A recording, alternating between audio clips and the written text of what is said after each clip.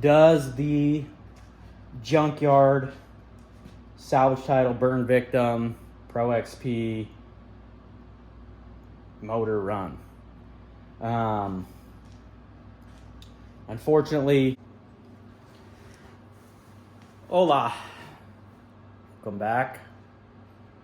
It's been a month-ish. We've gotten a few things done. It's been a lot of tedious work so far, which, you know, with builds, they always say the last 10-15%, maybe more depending on who you ask, is the hardest work to be had. So we're definitely getting to that point. But without further ado, let's kind of dive into where we're at. So, to an untrained eye, you think this looks like the same thing as last video. But a lot of little things have been done. So, I mean, first things first, you notice the headlights and the hood are fastened. The tank is welded now as well. I've got a few panels removed just so that we can see in there and see what's going on. We've also gotten this dash bar put in. Those switches are not locked in, so that's why they're sticking up there. They look kind of goofy, but we made a switch panel. I had said in the last video I didn't know if we were going to be able to fit switches there. Originally, we were thinking about putting them back here after we seen the room that was left over. Yeah, you can't see anything with this panel, but the room that was left over height-wise between the tank here and this panel, those switches are about 3 inches long. The wires would have been hitting the tank, so we had to build them up a little bit, and it gets it a little closer as far as pushing buttons to the seating position. So switches are in, fuel tank is welded, pump is in and plumbed and wired. This panel is mounted, fastened, cutting out for the fill spout, which I think was in the last video. Still need to figure out a rollover valve or that vent. It's pretty tight. I might have to trim this a little bit more and put a 90 or something on it. Wish it were facing the other way. Oh well. We've got the speedometer mounted to the tilt column. These columns have 2 holes. You can just thread it. They line up perfect with the mount holes in the speedometer. Now, I think this speedometer is not going to work. I'll show you why here in a minute. It is out of an RS1 for whatever reason. It is not talking to everything else, which not trying to give away too much of what I'm going to show you. But we've obviously gotten power to everything.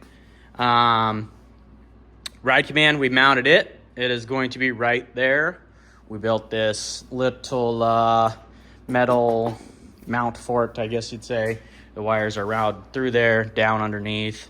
Everything's kind of zipped up. It looks good. Hidden. Added this support bar like we told you we were gonna. We had to trim the dash bar to get that in there.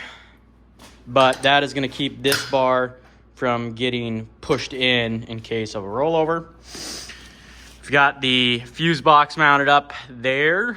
There's some amplifier plugs that aren't needed, but EPS is plugged in. Those are, or that EPS unit is not the EPS unit we'll be running. That's the one on my Velocity. I have a Dynamics one. 4-wheel drive plug. Maybe some of you guys can help me out on this in the comments, but I'm thinking there's a harness that goes from this plug to the diff stock. Now, there's a true lock harness that gives the diff constant power because the factory ECU only gives it voltage when it feels it slip, right? So my thought is there's got to be a way without that harness and without the true lock to get power to it. Now, if I have to buy that little extension harness and a true lock just to make it simpler or simplify things or whatever, I will.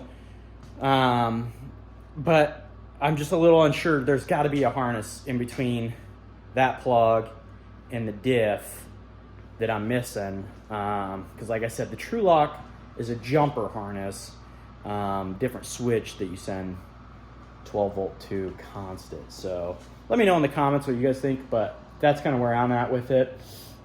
Otherwise, back here, we've gotten, it looks like a rat's nest because it is for right now. We've gotten the intercooler pump mounted. We've got a ground for all that, the starter solenoid mounted there. We've got the fuel pump driver mounted on the firewall there, and the ECU mounted up there. Battery is now mounted as well and secured. The connections for it are hooked up. The only thing left back here that we have to do, other than tie some of this up and get it tucked nicely and routed out of the way, is route these coolant lines. And I got to plug in the radiator fan, which is plenty long. It's right here. Just needs routed. I know it works. I've tested it. So everything back here as far as wiring goes on the engine is done. It is all where it needs to be, plugged into the right spots. No questions really back here. I do need to shorten some vacuum lines and tie up some boost reference stuff like the MAC valve or the boost controller. I need to get it tucked up and a spot for it mounted. The coolant in the last video we were talking, we weren't sure how we were going to plumb it. This is what we came up with. Made an aluminum tank, mounted it to the radiator setup. It's got a bung down here for the turbo feed, for coolant for the turbo feed. And then it's got two bungs over here, one for the overflow on the radiator and one for the coolant port passage on the head. That's, other than the bung, we broke it off during the welding process. So I need to tap that, the overflow bung for this, get a new one or figure something out there. Not the end of the world. So yeah, I mean, back here, those are the changes that have been made. As you can see, that plate is mounted there, and there's another bolt there. Super secure. If that comes undone, the machine's coming apart, falling apart. So as far as the back, those are the changes. The front, I need to get in a panel undone, that panel, so I can show you what we've done up here. But this is the cab. It's pretty much getting buttoned up. I would like to add a storage of some sort in here, like another box of some sort or something to store items in, or I don't know, just put my stuff in, like kind of a I guess storage box. Yeah. Maybe something made out of aluminum, maybe something made out of real thin sheet metal. I'm not too sure, but I'd like to get some place to put like a tow rope or some tools or whatever. Also would like to figure out something for maybe a cup holder. Now they make stuff that clamp onto bars, so that's not the end of the world.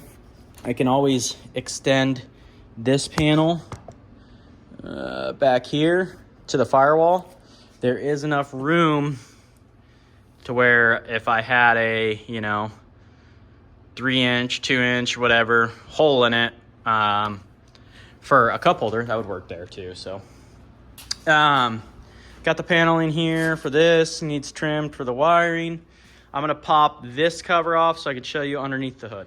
Alrighty, so keep in mind some stuff needs buttoned up still as far as tying wires and finding a home for everything. But this is pretty close to where it's gonna end up. We've made this plate for these voltage regulators, mounted them, ran the wires through, just did some Christmas tree zips, got the harness tucked up out of the way, mounted the winch solenoid on the back of that plate. We've got a power bar, power terminal, I don't know what you'd call it, for the main harness. That's where everything ties in, including the battery positive wire, runs from the battery back in the back to the front here, ties in there, jumps to the winch solenoid, and also jumps to this bus bar, which is wired on with a key on source. So you can see there, it's got power from this terminal over here, ran around down to it, and then it's keyed on. So we got key on accessories running off that guy there. See here, get some riv nuts on this plate here.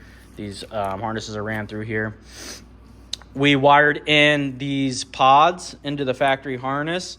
So these headlights are wired in. They need braced a little bit, but you can kind of get the idea. They're going to run off the factory switch. Winch works. It's wired in. Like I said, the wires just need tucked up out of the way, zipped together, plumbed to where they're going to live. Also in the front here, we got the shock controller mounted. Just mounted it down here. Going to throw another tab in that corner there, kind of give it a little bit more support. Maybe, again, somebody in the comments can correct me if I'm wrong. That says front of the vehicle with an arrow pointing that way. So I'm hoping that it needs laid flat. I mean, it's not perfectly flat, but that loud noises. That arrow, rip headphones. That arrow there is pointing towards the front of the car. So I think that that's correct. Again, I don't know about dynamics machines or EPS units or smart shocks or anything like that. So I'm just going by what I think, and usually that's not a good thing. So, but front end is getting wrapped up. Need to get some bungs for the front here to plug that up. Maybe need to revisit the diff bash plate. However, and also you can see here, we got the brake switch.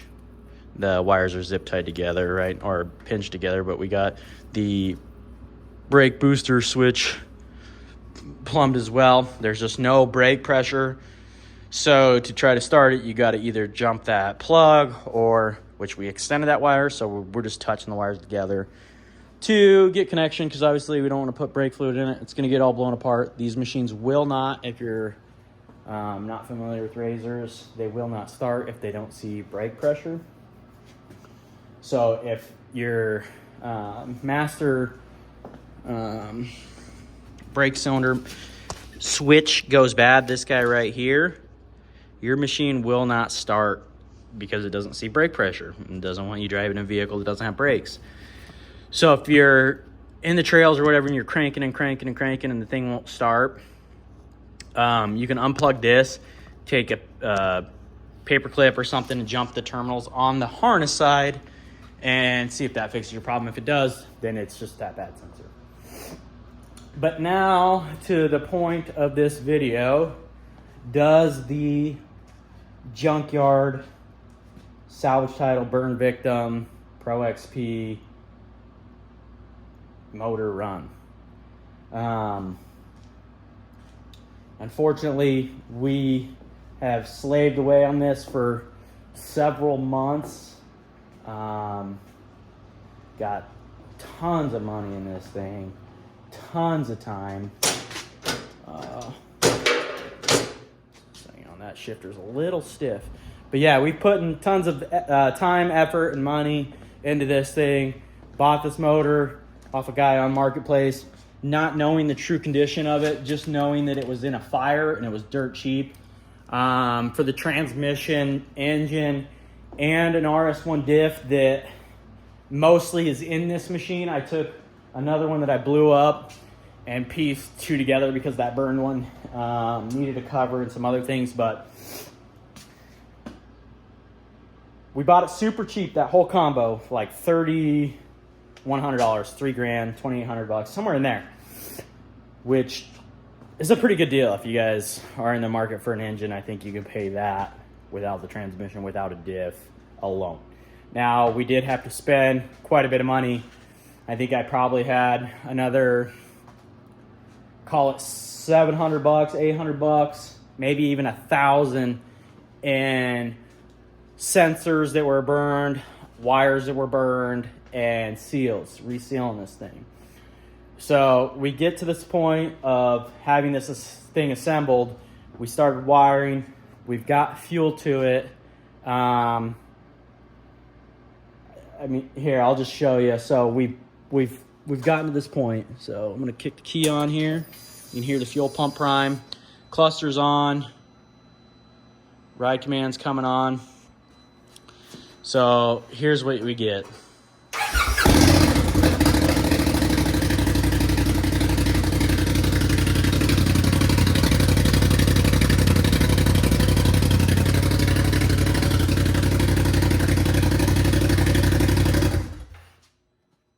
So it runs. So it wasn't a waste of money, and the burn victim lives on, which is super cool. I mean, that saves us a ton of time, a ton of money as well. I mean, being that we got a good deal on this. Everything seems happy. I've given it throttle. Don't know the condition of the turbo or the wastegate, obviously, because we're not able to build boost. I would have left it running and shown you guys the issue I'm having with the cluster, but you wouldn't have been able to hear me. This thing is extremely loud, so I'll just flip the key on and I'll show you. So this cluster obviously is in Celsius, but it does not read engine temp, RPM. Obviously the machine's off, so you're not going to see any of that. The only thing it reads is volts. Same thing with the ride command. So I'll come over here to the ride command. It doesn't read fuel level either, which it's got a stock fuel sending unit in it. That arm moves, so yeah. So I mean, I got nothing as far as fuel, coolant temp. All I got is volts. That's throwing some codes, which is fine because the wrong EPS unit is in it, like we've mentioned before. But like the shocks, that's another thing. The shocks don't do a dang thing. Granted, this one over here is unplugged. I'll plug it in real quick just to be sure. Where are you at?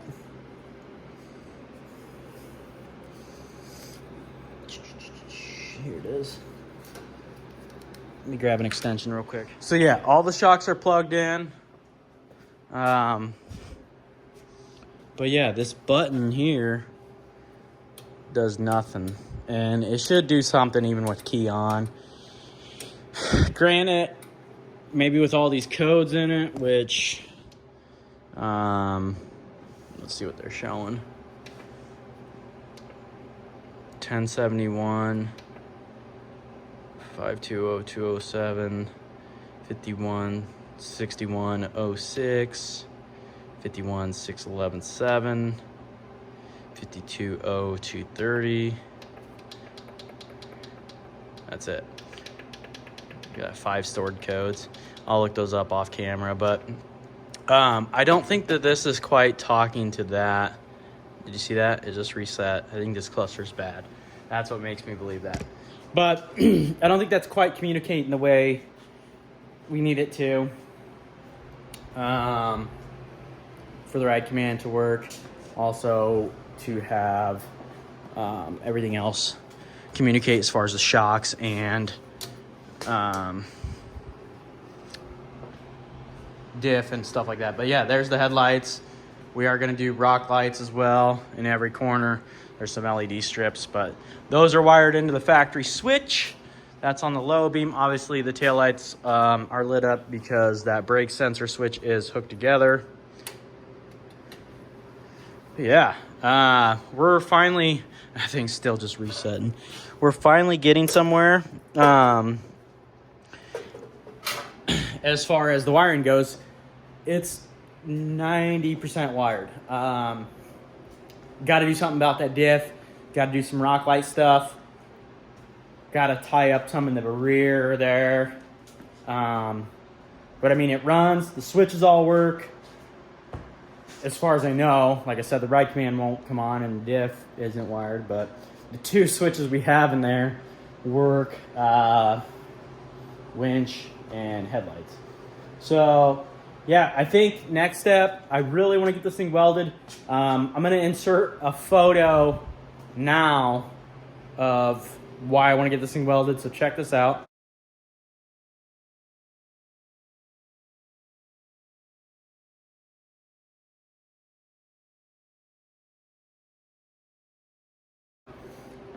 So yeah, that is the reason we need to get this welded. We were working on this thing, just collapsed. Thank God for that fuel tank I have laying underneath there. Otherwise, it probably would have crushed my feet or anything, I mean, of any importance. Maybe it would have bent some stuff. Who knows? But yeah, we need to get this thing blown apart. It's probably pretty heavy right now. So I'd like to get the skid plates on it. I wanted to get those tabs for the hood made, which are done. I need one more bar in the rear yet to make.